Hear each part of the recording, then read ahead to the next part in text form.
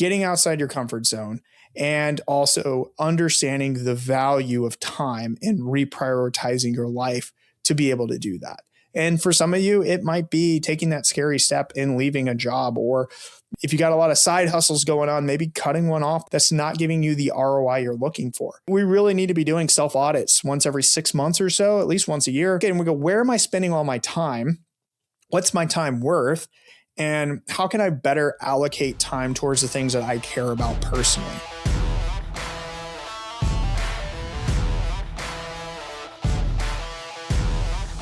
Hey everybody, welcome back to another episode of Cash Flow Positive. I'm your host, Kenny Bedwell, and today we're going to be talking about my 2 secrets on how you can scale to have a successful, I said portfolio, but I mean, it could be a short-term rental portfolio, real estate portfolio. It doesn't even matter. Just a successful way of approaching things to be able to get to the next level. The first thing I thought I'd do is actually share my story, my origin story per se, and go over and touch on a couple key moments and key decisions I had to make in order to, that allowed me to actually scale. So let's kind of dive into that today. And if you're new, welcome to the show. Hopefully you find value in this. And if you did, I'd love it if you could leave me a review on iTunes or Spotify. All right. So when I started investing in real estate, I was working at Citibank as a data analyst. So I had a normal W-2 job. And I bought a duplex. This is back in 2017. I bought a duplex in Buffalo, New York for $150,000. Yeah, that cheap, even back in 2017. And my wife and I, so I didn't have kids at the time. My wife and I were like, we'll live on one side and rent out the other. It's called house hacking. Everybody talks about it on the real estate platforms like Bigger Pockets and, great way to get started. Still potentially is. And so I wanted to do that and get involved in more real estate investing. I was watching a ton of videos and content on, building a portfolio of long-term investments. So in 2017, if your Airbnb was around and was a legitimate thing, people were using it. I had even used it and stayed at places on Airbnb, and it was a legitimate investing strategy. At that time, you could literally buy a short-term rental anywhere and it would make money. So but I had no experience with that, didn't know what to do or how to do it. And so I went to these real estate investor meetups in Buffalo. And Buffalo is like a very aging area. A lot of people there it's kind of an older community and feel. I feel like their glory days were in the past and it's coming back. It's getting better, but it's not an up and coming type of city. Right? It's been around for centuries, literally a rich history, but it is definitely not an area that you would call up and coming by any means. Doesn't mean it's bad, just means it's got, history, culture. So I'm at these REI meetings and, I'm sitting around with all these old geezers and they're talking about how many units they have, how many doors, apartments, all this stuff, multifamily. And they're telling me about how they did it and how they got started, and they're talking about, oh, yeah, I bought this, triplex or quadplex for $30,000 back in 1985. And I'm like, all right, well, that's not really relevant for me, but okay. I'm trying to learn how to do it. There's a gentleman there. He was a little bit younger. He's like in his 40s. And he was like, hey, I had, and keep in mind, I'm in my 20s at this time. And so a little bit younger to me was 40s. So he's like, hey, I'm actually doing this Airbnb thing. And I swear to you, I felt like I was watching or, reading the book, The Christmas Story about Scrooge, where he's like, humbug, like all the old geezers are like, humbug, Airbnb, that's just a trend. That's just a fad, humbug, And anyway, I was like, tell me more. And he goes, I live in this area, which is where this property I just bought was. And we put it on Airbnb. We bought some furniture. We started furnishing and I'm making 3 times the rent that I would normally make as a long-term rental. I was like, whoa, well, I know Airbnb and I know other people have used it. Maybe we could give that a shot. So I convinced my wife that we should let random strangers stay in the duplex, the unit next to us. And that's our first guest is actually a really crazy story. Maybe I'll tell it another time, or you could just ask me. It's wild. But anyway, so we threw it up on Airbnb and sure enough, we were making about 3 times the amount that we would have made as a long-term rental. I was like, holy crap, we found something here. I started watching all the videos. I started learning about how to grow into, I did a little bit of rental arbitrage. I even did some co-hosting and I grew a portfolio of about 10 units throughout Buffalo, whether they were houses, triplexes, quadplexes, whatever. Did some for people, did some of my own. Like I just was starting to grow a portfolio there. But I realized over time that I can't have all my eggs in one basket and I need to diversify. Okay. And that's kind of like start of the Kenny origin story. But here's the thing though. I was still working my W-2 job. I was still, we're still scrapping and saving and trying to grow a decent portfolio. I mean, these properties were maybe making me like, maybe $10,000 to $15,000 a year net profit cash flow, which cool. That's great for, someone who makes, close to $90,000 a year, but that's take a step today. That's really not that much money. I had to get quantity, right? But I realized a couple of problems. Number one, I could keep scaling inside of Buffalo, but then I'd be stuck. And what if something happens where they shut down all the short-term rentals? And number two, my time. I'm still working a W-2. Okay. I still have, and I had a daughter come along as well. Things are progressing in life. So I have some tough decisions to make. So number one, I stepped out of my comfort zone and I went and invested into another market and I bought a house, a big house. I bought a 7-bedroom, 7-bath in Watkins Glen. That's a property I talk about a lot. And that was kind of my big first move outside of just investing locally, investing in a market I'd never been to before or heard of before. But here's the thing though. When I made that move, I knew that I was going to have to furnish it. I'd set it all up. I was going to have to, run it and do all these things, which is totally fine. But that was going to require more time. And at my job, it was flexible, but to be fair, like it wasn't that flexible. And they were already starting to get a little ticked that I was doing all this real estate investing and starting like basically side businesses, especially in the type of financial analyst position I was in where it was very market driven heavy. And there was a lot of like, fear of insider trading and, we were audited all the time. And I mean, I literally had them investigate me. It was so Big Brother. It felt Big Brother where they came and investigated me for, I had started a business for the management of my properties and stuff. They literally have people, all their job is to audit their compliance. They check your email, they read all your emails, they look at the stuff you're sending. And then they also look at your personal life, like what you're doing personally. And they saw I started an LLC. I opened this website of these properties, which my boss knew I was doing all this stuff. It doesn't matter. He had property too. So it's not like it's like, you couldn't do it, but they're like, this guy works in compliance, doesn't know anything about real estate investing. He's like, what is all this? I remember they bring in my boss's boss and he gets on and there's HR on, there's my office manager who shouldn't even been on, but she was just a nosy lady. And so anyway, all these people are on and, they're looking at my boss's boss and they're presenting the case to him. And he's like, what is all this crap? He's like, this is just a waste of time. And then he killed the meeting and I laughed it off. But deep down inside, I knew at some point in time, if I was going to get to where I wanted to be, that this job was actually hindering that. And I needed to make a decision.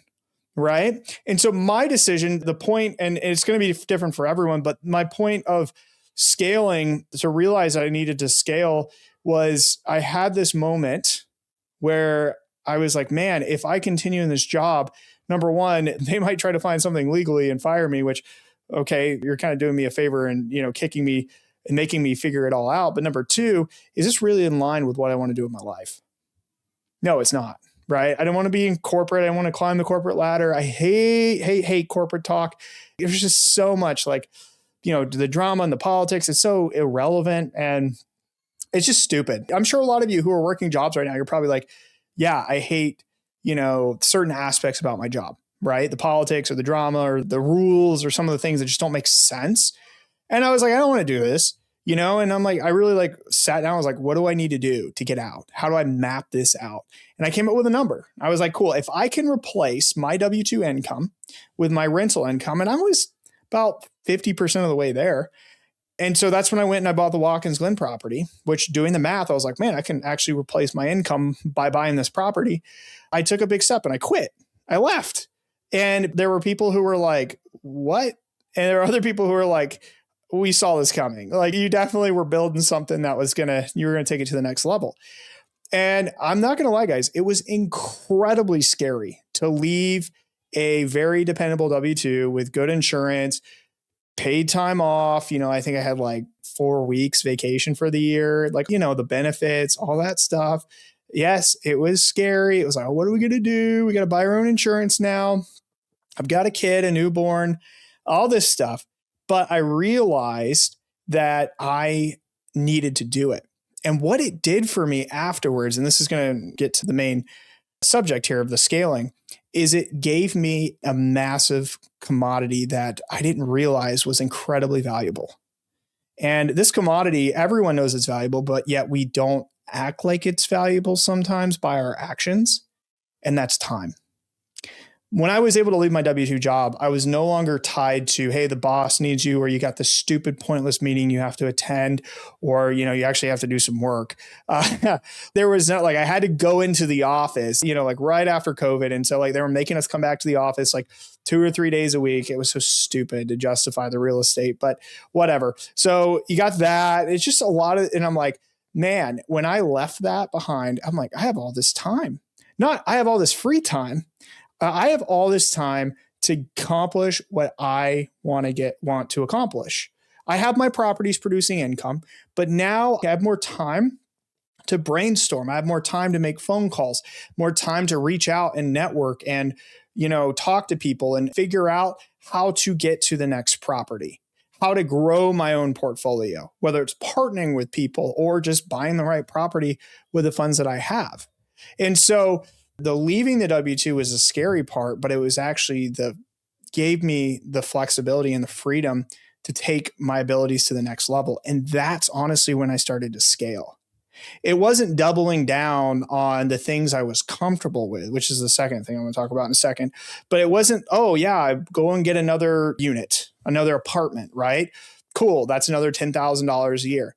But the time, the effort, the energy that goes into getting that property ready, managing, dealing with guests, just started to become not really worth it and wasn't really moving me in the right direction. But once I started to take action and was able to when I say take action, literally take advantage of the time freedom that I now had to reprioritize what I was working on, that's when it started to click and go to the next level. Okay. And so lessons I've learned from that is, number one, time is one of your biggest commodities that you have, especially people listening to this podcast. Now, I wish there were more younger people listening. I don't think a lot of younger people like Gen Zs are listening to this. That would be cool. But I know there's some millennials and Gen X and boomers, probably that's the majority kind of age range, 40 and above, that listen to the podcast. But here's the thing. Your most valuable commodity that you have isn't your money, it's your time. And one of the secrets to scaling is learning how to better prioritize your time. It's wild to me that people will go buy property in some of the most competitive markets and then spend hundreds of thousands of dollars to compete on amenities and hospitality and all these other things, when there are markets that are nearby that are way less competitive and way less time consuming than what they're doing. It blows my mind that people will devalue time simply to chase what someone else is telling them. Time is one of your most precious commodities that you guys have. And it's very valuable, especially where you're at in your life. Most of you have very successful careers. You make hundreds of thousands of dollars, not from real estate, but from your careers. And you're wondering, how do I take that and make that in real estate instead of my career? It's probably what a lot of you are thinking about, or having that ability to switch back and forth or cut back on one and the other. But the point is, you want more time, but you don't know how to budget your time as is. Maybe you know how to budget money. Most of us know how to budget money, right? We know, okay, well, these are my expenses and this is how much income I have and blah, blah. Hopefully you do that. And if you don't, there's apps for that, right? But a lot of us struggle to understand how to budget our time. If you can take back your time, that is how you scale. Now, I am not telling you to go put in your 2 weeks notice today. That's not the plan. Notice in my story, it was planned out. I had to hit a certain number. Once I hit that number, I was going to quit. But here's the second secret. I actually quit. It was extremely uncomfortable. It was extremely scary. It was extremely uncertain, right? But if you're going to scale, not only do you need to be able to have the proper time to dedicate towards it, meaning you can't have 1 foot in and 1 foot out. You need to have both feet in. You need to be all in on it. Okay. Fortune favors the bold, right? Not the risky, not the gamblers, but the bold, the people who are willing to take action. I am incredibly risk adverse. right? Some people might find that shocking. I need to see the numbers. All right. And I need to see them again and again and again. Now I run them through AI just to make sure and sanity check. But the reality is, once I see the numbers and I see that they make sense, guess what I do? I take action. Fortune favors those who take action and actually move in the direction they need to go. And this is the thing that I learned. It wasn't buying another apartment complex or a duplex or a triplex, which is what I was comfortable doing and rinsing, repeating. That's not going to take me to the next level. Taking it to the next level is going outside of my comfort zone and doing something bigger. At the time, I know it sounds silly, but buying a 7-bedroom house was the biggest property I'd ever invested into. That sounds a lot. 7 bedrooms, it is. Okay, 7 bedrooms, 7 bathrooms, 3,900 square feet. Biggest house I bought to this day. Okay, now I do 9-bedroom houses and I have a 14-room hotel. Like, I'm buying bigger and bigger properties because every single year we're going outside of our comfort zone, pushing it a little bit more. But that is how we're going from cash flowing $50,000 a year to 100 to 200 in the span of just a few years. Your ability, the secrets to scaling is all about your time and you getting outside of your comfort zone. I'm not telling you to take on huge risk, roll the dice, make a gamble. That's either, if it doesn't work out, you're screwed. If it does, you're at the, some people do that. A lot of people are doing that with making up cryptocurrencies or, essentially going to a casino and trying and, betting on things that they, maybe have low odds to win. But if it wins, they pay out big, but they have no backup plan. I'm not saying do that. Please don't do that. Hopefully you understand that by now. What I am saying is that what you're currently doing, what you're currently investing in, if you're not close to leaving, what's the next thing you need to do? Okay. For some of you, it's probably buying bigger properties, right? That cash flow more. For some of you, it might be maybe even switching asset classes and buying something in a commercial realm where you can get appreciation to take it to the next level. I'm not saying that's for everyone. Everyone's at different places. And for some of you, it's just buying a property and starting out, right? Those who take action see themselves in a year from now, they're going to see themselves in a different position. They've truly started to build wealth. When you put things on hold, when you wait, okay, and we did a whole podcast on the opportunity cost and the cost of waiting. But seriously, when you think about it, when you wait, every month that goes by, it's actually costing you money. It's costing you wealth and cash flow. And it's keeping you further and further away from whatever goals or things that you desire, you want to accomplish in your life. Okay. Not having money, frankly, is not really a relevant excuse in today's world. Okay. Not having time is also not a relevant excuse. Okay. I'm too scared is not a relevant excuse. All three of those things are ways that we can scale, but everyone thinks it's about money. That's the only, if I had more money, no, it's not. If you had more time, and if you're comfortable getting out and if you're ready to take action outside your comfort zone, I don't even know what to call that one, right? Just like comfortability or not even confidence. It's just comfort level, right? So you got time, money, and comfort level. Everyone thinks, it's just money that takes this. I'm not a Donald Trump. I don't have a rich uncle gave me or my father, whatever, gave me $1 million loan, whatever. Didn't have that. My parents gave me nothing. They were like, they didn't even pay for my college. They were like, good luck. You can either join the military or you can go to college. And if you're going to college, you got to pay for itself. Okay. All right. So I figured it out, right? All these things are figure out a bowl. I think that's a word, right? But my point being is that get to a level where don't just replicate what you're comfortable with. Look for those types of properties that take you outside your comfort zone that make you maybe feel a little bit uncomfortable. And it doesn't have to be, buying a bigger house. It could be buying in a market that you've never bought in before, but that there's better returns in that market. It could be buying in a place where there's, more established regulation or doing a new type of property, a unique property that goes after experience seekers. Remember, we talked about that in the last week, the different type of buyer personas, right? There's all different ways that we can get outside of our comfort zone to help push us and expand us to scale. But that is how you do it, ladies and gentlemen. That's one of the secrets to scaling, getting outside your comfort zone and also understanding the value of time and reprioritizing your life to be able to do that. And for some of you, it might be taking that scary step in leaving a job or, If you got a lot of side hustles going on, maybe cutting one off that's not giving you the ROI you're looking for. We really need to be doing self audits once every 6 months or so, at least once a year. Okay, and we go, where am I spending all my time? What's my time worth? And how can I better allocate time towards the things that I care about personally? Right? Obviously, family, family and friends. And, if you're a religious, church, all those things are going to be very high up on the priority list. But then our day to day, like our business time, like what are we spending our time really doing? If I was able to cut back my hours here, some of you have that flexibility. I know some of the physicians listening, you could theoretically cut back your hours, some of you, right? So if you cut back your hours, what would you be doing differently with that time? Because it's incredibly valuable. How would that time, if you cut back, be leveraged towards growing your portfolio?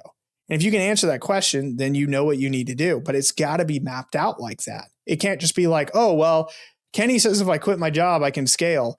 Okay, well, that in concept is true, but how? What's your plan? I don't have time to be consistent with X, Y, or Z. How can I be? What do I need to do to be more consistent? Maybe it's just I don't have time to post on social media every single day. Okay, well, what do I need to do to be more consistent with that? I can either pay someone or I can take the time to do it myself, right?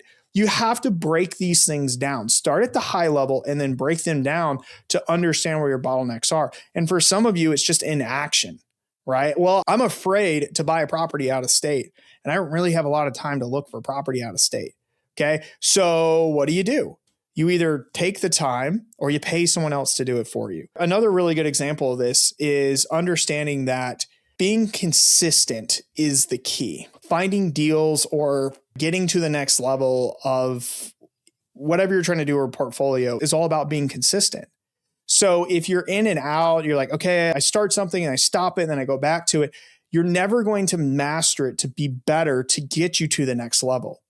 Real estate investors who are incredibly successful, the ones that get to the next level and beyond, they don't just stay with the same type of property. They might be in the same asset class, but they don't just stay with the same type of property and go over and over and over and over and over and over and over forever, right? They start getting bigger and bigger, right? Because they're taking that leap, but they're also staying in it and they're being consistent about deliberately, how can I learn?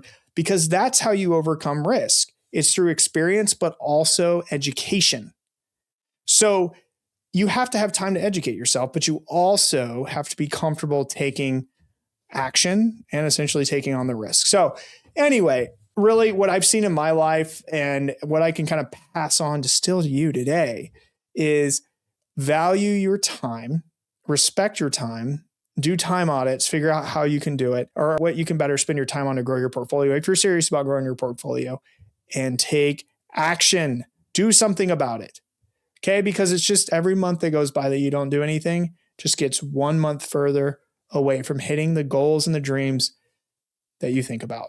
So anyway, I hope you guys found value in this today. I know this was a little more theoretical, more, I don't know, maybe even motivational, maybe. I don't know. If you quit your job and you felt like that motivated you and I motivated you to quit your job, please message me.